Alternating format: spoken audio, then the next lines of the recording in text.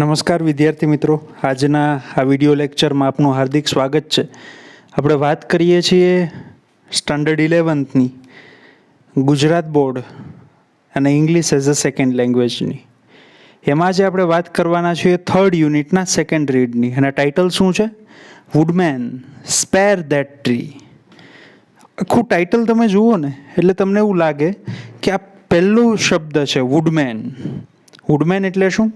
ગુજરાતીમાં જેને આપણે કઠિયારો કહીએ.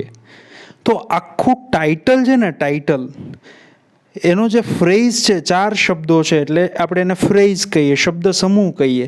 તો એ ટાઇટલ છે એક એડ્રેસ થયેલું લાગે. એડ્રેસ થયેલું એટલે કે એક સંબોધન. એડ્રેસ મતલબ કે આપણે અહીંયા સંબોધન એવું કહીએ છીએ, એડ્રેસનો મતલબ થાય છે. તો કોને સંબોધીને કહેલું હોય? તો કે વુડમેનને, કઠિયારાને કહેલી વાત છે. ટાઇટલમાં જ કઠિયારાને એક પ્રકારની વોર્નિંગ આપી છે, રિક્વેસ્ટ કહો તો રિક્વેસ્ટ આપી છે. અને શું કહે છે? Spare that tree. સ્પેર એટલે શું થયું? તો કે બક્ષી દેવું, જવા દેવું, કે ભાઈ પ્લીઝ જવા દો ને. તો એના માટે પ્રોપર શબ્દ છે સ્પેર. તો કોઈ વ્યક્તિ છે, એટલે કે આપણે અહીંયા કહીએ છીએ કે પોએટ છે, એ પેલા વુડમેનને, કટિયારાને રિક્વેસ્ટ કહે છે, વોર્નિંગ આપે છે કે ભાઈ પેલા ઝાડને બક્ષી દો. હવે રિક્વેસ્ટ આપે છે કે વોર્નિંગ આપે છે, એ તો આપણે જ્યારે પોએમ જોશું ત્યારે આપણને ખબર પડશે એ આપણને કે શું એકચ્યુઅલી પોએટ છે કહેવા માંગે છે. એકદમ સરળ પોએમ છે, એકદમ સિમ્પલ છે અને એકદમ શોર્ટ, એકદમ પ્રિસાઇઝ, એકદમ ટૂંકી પોએમ છે. સમજવામાં એકદમ સરળ છે. હા, ઓલ્ડ ઇંગ્લિશ છે, કેટલાક જૂના શબ્દો હશે. અને જ્યાં હવે ઇંગ્લિશ છે ને, English is a dynamic language. અંગ્રેજી ભાષા છે, ડાયનેમિક લેંગ્વેજ છે. તમે ઓલ્ડ ઇંગ્લિશ વાંચો, અંગ્રેજી ભાષા છે એ જ્યારથી અસ્તિત્વમાં આવી ત્યારથી લઈને સતત પોતાનું સ્વરૂપ એમાં બદલાયા કર્યું છે. એટલે કે તમે ઓલ્ડ ઇંગ્લિશ વાંચો, દાખલા તરીકે 18મી સદીમાં કોઈ બુક લખી હોય કે 16મી સદીમાં કોઈ બુક લખી હોય, તો કહેવા માટે તો ઇંગ્લિશ જ હોય. પરંતુ આપણે આજે જે ઇંગ્લિશ ભણીએ છીએ, વાંચીએ છીએ, શીખીએ છીએ, એવું એ ઇંગ્લિશ નથી. એમાં કેટલાક શબ્દો છે એનાથી આપણે બિલકુલ પરિચિત નહીં હોય. તો આપણને તો એવું થાય કે આનો મતલબ આવો થાય. મોડર્ન ઇંગ્લિશમાં એક અલગ શબ્દ કહેવા માંગતો હોય, અથવા તો એ આપણે સાંભળ્યો પણ ન હોય. તો આવા ઓલ્ડ ઇંગ્લિશના કેટલાક શબ્દો આવશે ત્યારે હું કહીશ કે હકીકતમાં આપણે મોડર્ન ઇંગ્લિશમાં આનો અર્થ આવો થાય છે ઇંગ્લિશની અંદર, આને બદલે આ શબ્દ વપરાય છે. ઓકે, બાકી એકદમ સરળ પોએમ છે. જોઈએ, તમને ખ્યાલ છે કે આપણે પોએમ જોઈએ એ પહેલાં આપણે શું કરીએ છીએ? તો કે ગ્લોસરી શીખીએ છીએ. ઓકે, તો પોએમ છે, જેવી રીતે આપણે આગળનો યુનિટ જોયો તો ફોરેસ્ટ્રીને લગતો હતો, ફિમેલ્સ ફોર ફોરેસ્ટ્રી. તો ફોરેસ્ટને લગતો હતો, એન્વાયરમેન્ટ કન્ઝર્વેશનને લગતો હતો. તો અત્યારે બધા લોકો એક જ વાત કરે છે. અત્યારે COVID-19 પેન્ડેમિકનો જે સમય ચાલે છે, તો આ શું છે? તો કે it is imbalance of environment, it is imbalance of nature. એ પ્રકૃતિ છે એનું ઇમ્બેલેન્સ થયું છે કોઈને કોઈ રીતે. કોણે કર્યું? તો કે માણસોએ કર્યું. તો આપણે કઈ રીતે આનું શું કરી શકીએ? તો વી કેન કન્ઝર્વ ઇટ, આપણે એનું સંરક્ષણ કરી શકીએ. તો પહેલો યુનિટ છે એનું પહેલું રીડ છે, પણ ત્રીજા યુનિટનું પહેલું રીડ એ કન્ઝર્વેશનને લગતું હતું, કે કેવી રીતે ફિમેલ્સ આગળ આવી. તો આની અંદર પણ પોએટ છે એક વૃક્ષને બચાવવા માટે, એક વુડમેન, કઠિયારાને કેટલી સરસ વાત કરે છે, કેટલી સરસ આજીજી કરે છે, કેટલી સરસ રિક્વેસ્ટ કરે છે, એની આપણે વાત કરવાના છીએ. ઓકે, તો ગ્લોસરી જોઈએ. સ્પેર, ટાઇટલમાં જ આ શબ્દ આવ્યો. સ્પેરનું શુદ્ધ ગુજરાતી હું તમને કહું, આમ તો હિન્દી શબ્દ છે બક્ષી દેવું. બક્ષી દેવું એમ એટલે સ્પેર કરી દેવું, not to hurt or harm. કોઈને હાર્મ ન કરવું, કોઈને હર્ટ ન કરવું, એટલે સ્પેર, બક્ષી દેવું, જવા દેવું. પછી છે શેલ્ટર. શેલ્ટરનું શુદ્ધ ગુજરાતી આમ તો આશ્રય થાય, પરંતુ અહીંયા શેલ્ટર એટલે આપણને ગ્લોસરીમાં પ્રોટેક્ટ એવો શબ્દ આપ્યો. પ્રોટેક્ટ એટલે રક્ષણ કરવું. પછી એક્સ, આ એક્સ છે એને આપણે આખું વાંચવાનું છે, એએક્સી. અને એક્સ એટલે આપણે, તમને ખ્યાલ છે, બહુ બેઝિક, પહેલાં બીજા વાળાને ખબર હશે કે એક્સ એટલે કુવાડી થાય. એના પછી છે હ્યુ. હ્યુ શબ્દ તમારા માટે કદાચ નવો છે, અથવા તો 100% નવો જ છે. તો હ્યુનો મતલબ થાય કટ ડાઉન, તોડી નાખવું. ફોરબેર એટલે કંટ્રોલ, ભાઈ રોકી રાખ, તારો આગળ આવશે, આમ તો મારે અત્યારે કંઈ વાત નથી કરવી. ફોરબેર એટલે રોકી રાખવું. અર્થ બાઉન્ડ ટાઈઝ, આ અર્થ બાઉન્ડ ટાઈઝ એટલે શું? ટાઈઝ એટલે શું? તો કે ગાંઠ. અર્થ બાઉન્ડ જે જમીનને વળેલી હોય એવી ગાંઠ, એટલે આપણે જેને મૂળ કહીએ, રૂટ્સ. એ ગશિંગ એટલે ઓવરફ્લોઈંગ, ઉભરાતો. તો ગ્લોસરીની અંદર બહુ ઓછા શબ્દો છે ને એકદમ સરળ શબ્દો છે. ઓકે, આગળ વધીએ. પોએટ છે જ્યોર્જ પોપ મોરિસ, અને આપણે આ પોએમને શીખીએ, એક સ્ટાન્ઝા છે એને આપણે સમજીએ. પહેલાં પોએમને હું એકવાર આખી વાંચી જાઉં છું, આપણે રિસાઇટેશન પોએમનું કરીએ અને પછી દરેક સ્ટાન્ઝા જોઈએ.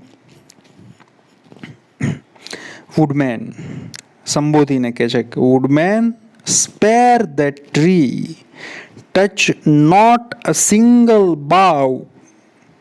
In youth it sheltered me, and I will protect it now.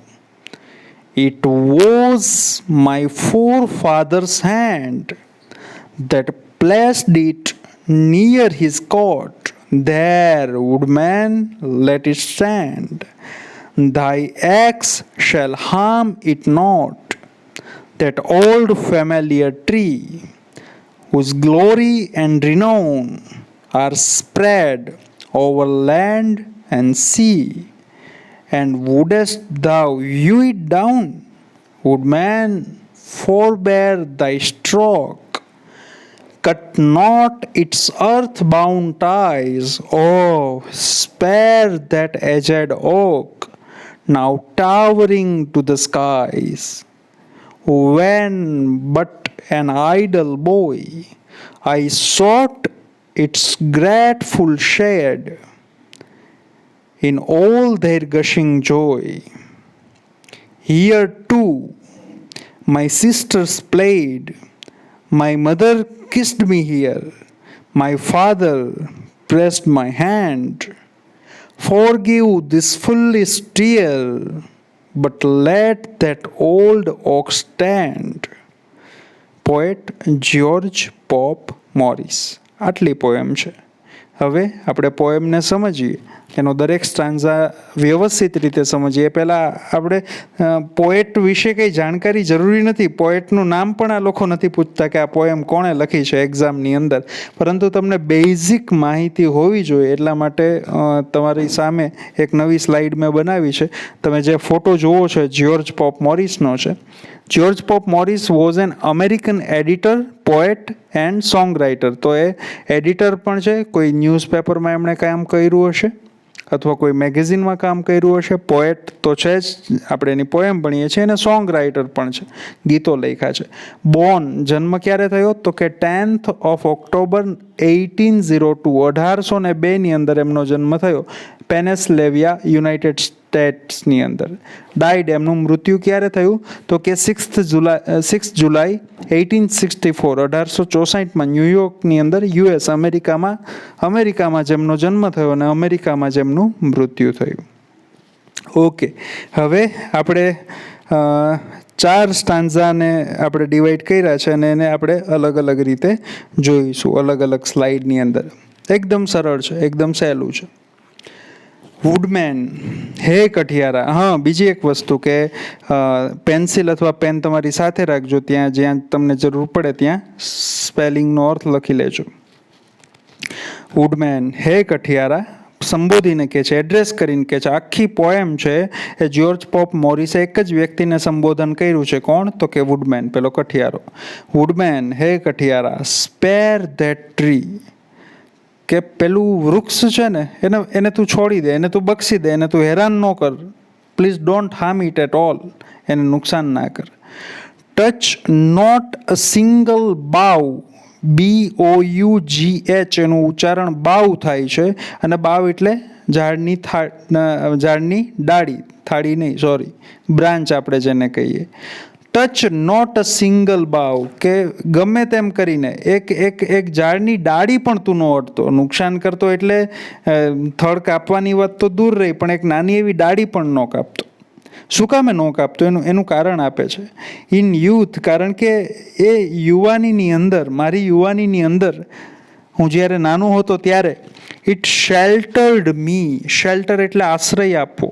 અહીંયા આપણે પ્રોટેક્ટ એવો શબ્દ લગભગ હતો. પ્રોટેક્ટ જ હતો ને આપણે ગ્લોસરીની અંદર.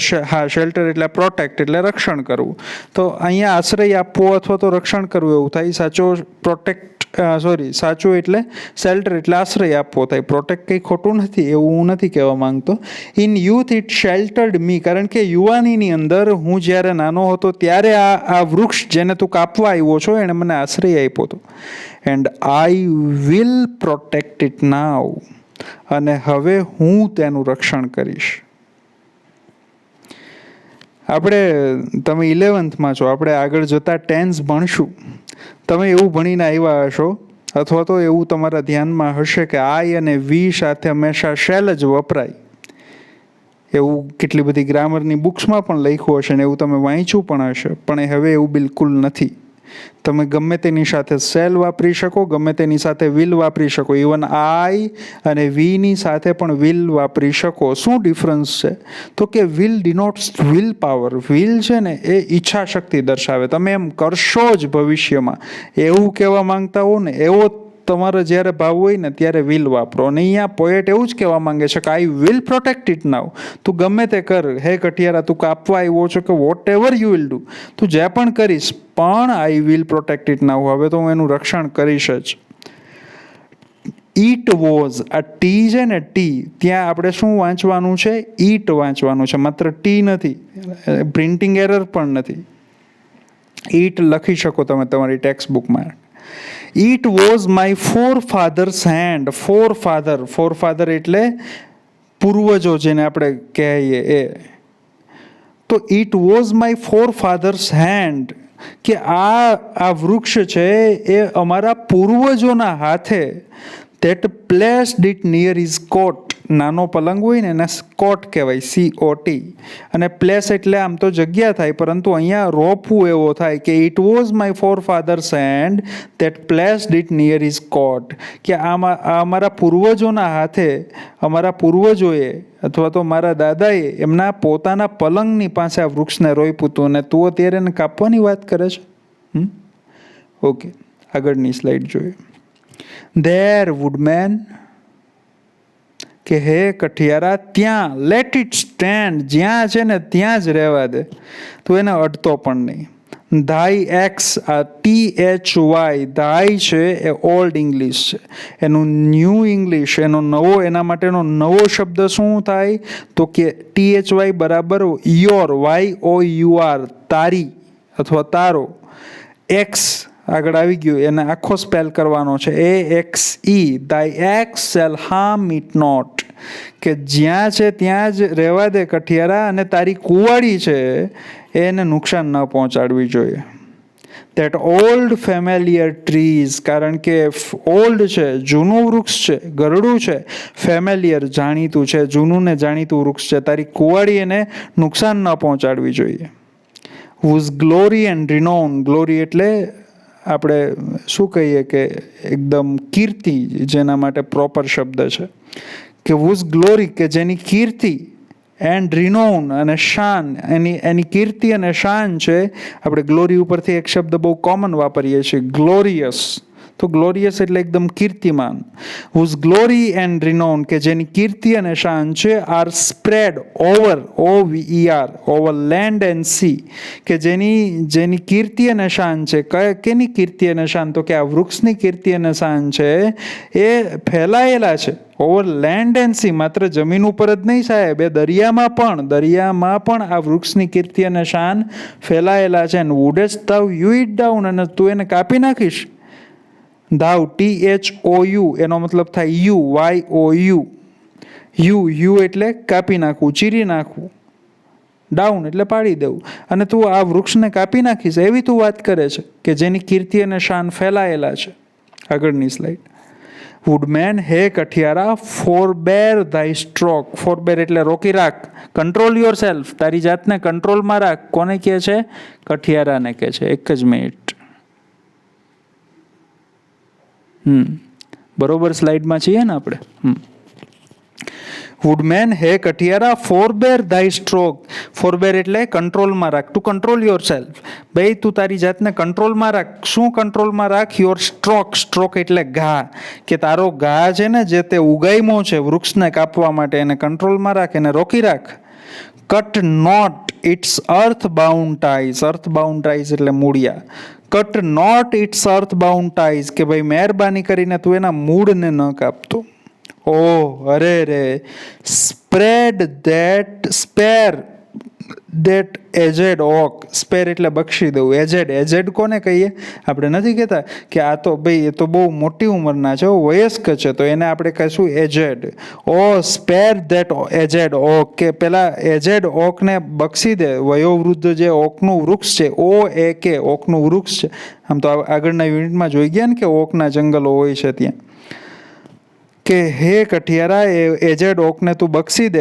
નાવ ટાવરિંગ ટુ ધ સ્કાઈઝ, કે કેવું છે એજેડ ઓક, હવે એનું વર્ણન કરે છે. Towering to the skies. Tower એટલે ટાવર કેટલું ઊંચું હોય અને આકાશને ચૂંબી લીધું હોય એણે. તો આ વૃક્ષ છે એ આકાશને અત્યારે ચૂમી રહ્યું છે, એટલું ગગનચુંબી થયું છે. આટલા ઊંચા વૃક્ષને તું કાપવા આવ્યો છો? શરમ નથી આવતી તને? છોડી દે ને, બક્ષી દે. પછી આગળ કહે છે, when but an idle boy, કે જ્યારે આઇડલ એટલે થાય આળસુ. આપણે ક્લાસમાં એકચ્યુઅલમાં અત્યારે જોઈએ જ કે કેટલાક શબ્દો જેના ઉચ્ચારણ લગભગ સરખા હોય પરંતુ જેના સ્પેલિંગમાં થોડો ઘણો ડિફરન્સ હોય ને એને ઇંગ્લિશમાં હોમોનિમ્સ કહેવાય. તમે એવા 3 શબ્દો છે આપણી પાસે, આઇડલ, આઈડિયલ અને આઈડોલ. 3 શબ્દો. આ ત્રણેય શબ્દો છે ઉચ્ચારણમાં લગભગ સરખા છે, સ્પેલિંગમાં થોડોક જ ડિફરન્સ છે. તો આવા શબ્દોને શું કહેવાય? હોમોનિમ્સ. 3 શબ્દો કીધા મેં, યાદ રાખજો. પહેલું તો છે આઇડલ, જે અહીંયા લખ્યું છે એને જ લઈએ. IDLE, આઇડલ એટલે આળસુ, બરોબર. પછી બીજું છે આઈડિયલ. આપણે એમ કહીએ કે Swami Vivekananda is my ideal, તો આઈડિયલ એટલે આદર્શ. સ્વામી વિવેકાનંદ છે મારા આદર્શ છે. અને ત્રીજું છે આઈડોલ. હમણાં જ ગણેશ ચતુર્થી ગઈ, આપણે ઇંગ્લિશમાં કહીએ, ફ્રેઝ વાપરીએ, આઈડોલ ઓફ ગણેશા. તો આઈડોલ એટલે થાય મૂર્તિ અથવા પ્રતિમા. પેલું ઇન્ડિયન આઈડોલ આવે છે ને, ઇન્ડિયન આઇડોલ જે શો આવે છે, ઇન્ડિયન આઇડલ જેને આપણે એવું પણ કહીએ છીએ. તો આઇડલ એટલે ત્યાં એનો મતલબ શું થાય? તો કે મૂર્તિ અથવા પ્રતિમા. તો કિધર થે એમ when but an idle boy, જ્યારે હું આળસુ છોકરો હતો, I sought its grateful shade. Grateful shade એટલે આમ એનો છાંયો, એનો જે શીતળ છાંયડો હોય એ ત્યારે હું માણતો. જ્યારે હું નાનો છોકરો હતો ત્યારે કેવો આપણે ઝાડની નીચે આપણે રમતા હોઈએ બધા, જ્યારે નાના હોય ત્યારે. મોટા હોઈએ ત્યારે પણ આપણે વૃક્ષની નીચે જ બેઠા હોઈએ છીએ ઘણીવાર. ઓકે. ઇન ઓલ ધેર ગશિંગ જોય. ગશિંગ એટલે ઓવરફ્લોઈંગ, આમ ઉભરાતો હોય એવો આનંદ. આપણને એવો આનંદ હોય ને. ઇન ઓલ ધેર ગશિંગ જોય, અને આવા ઉભરાતા આનંદની અંદર, here to my sister's played. માત્ર હું જ રમ્યો એવું નથી, મારી બહેનો પણ આ વૃક્ષની નીચે રમી છે. My mother kissed me here. મારી માતાએ મને અહીંયા ચૂમ્યો છે. My father pressed my hand. મારા પિતાજીએ મારો હાથ અહીંયા દાબ્યો છે. Forgive this ફુલિશ tear. મહેરબાની કરીને મારી આંખમાં જે અત્યારે મૂર્ખ આંસુ વહે છે એને માફ કરી દે. But let that old oak stand. પણ મહેરબાની કરીને પહેલાં વયોવૃદ્ધ ઓકના વૃક્ષને તું અહીંયા ઊભું રહેવા દે. છેલ્લે તો રિક્વેસ્ટ કરે છે કે આ મારી આંખમાં અત્યારે તને જે આંસુ દેખાય છે એને જવા દે, પણ પહેલાં ઓકના વૃક્ષને રહેવા દે. ઓકે, ફટાફટ એક વખત પાછી હું પોએમને રિવાઇઝ કરી જાઉં છું, બરોબર. બુકમાં ધ્યાન, એકદમ સરસ રીતે આવડતી હોવી જોઈએ. વુડમેન હે કઠિયારા સ્પેર ધેટ ટ્રી. આ વૃક્ષને બક્ષી દે. Touch not a single bough. એની એક પણ ડાળીને સ્પર્શતો નહીં. શું કામે? In youth it sheltered me. કારણ કે યુવાનીમાં એણે મને આશ્રય આપ્યો છે. And I will protect it now. અને હવે હું એનું રક્ષણ કરીશ. It was my forefather's hand. અને મારા પૂર્વજોના હાથે that placed it near his cot. કે એમના નાના પલંગ પાસે આ વૃક્ષ રોપાયું હતું. There woodman let it stand. કે કઠિયારા ત્યાં જ એને રહેવા દે. Thy axe shall harm it not. તારી કુવાડી છે, ધાઈ એટલે યોર અને એક્સ એટલે કુવાડી, AXE. તારી કુવાડી છે એને નુકસાન ન પહોંચાડવી જોઈએ. That old familiar tree, એ વયોવૃદ્ધ વૃક્ષ છે, જાણીતું વૃક્ષ છે. Whose glory and renown, કે જેની કીર્તિ અને શાન are spread over land and sea, જે જમીન ઉપર જ નહીં પરંતુ દરિયામાં પણ ફેલાયેલા છે. And wouldest thou view it down, અને તું એને કાપી નાખીશ, તું એને કાપવા નીકળો છો. Woodman, હે કઠિયારા, forbear thy stroke, તારો ઘા છે એને રોકી રાખ. કટ નોટ ઇટ્સ અર્થબાઉન્ડ ટાઈઝ, એના મૂળિયા છે, અર્થબાઉન્ડ ટાઈઝ એટલે એના મૂળ, એને કાપતો નહીં. અરે રે. સ્પેર ધેટ એજેડ ઓક, એ વયોવૃદ્ધ ઓકના વૃક્ષને તું બક્ષી દે. Now towering to the sky, જે આકાશને ચૂમી રહ્યું છે. When but an idle boy, જ્યારે હું એક આળસુ છોકરો હતો. I shot its grateful shade, ત્યારે હું એનો શીતળ છાંયણો માણતો હતો. એનો ઓલ દેર ગશિંગ જોઈ, અને આ ઉભરાતા આનંદની અંદર, here to my sister's played, મારી નાની બહેનો પણ અહીંયા જ રમી છે આ વૃક્ષની નીચે. My mother kissed me here, મારી માતાએ અહીંયા મને ચૂમ્યો છે.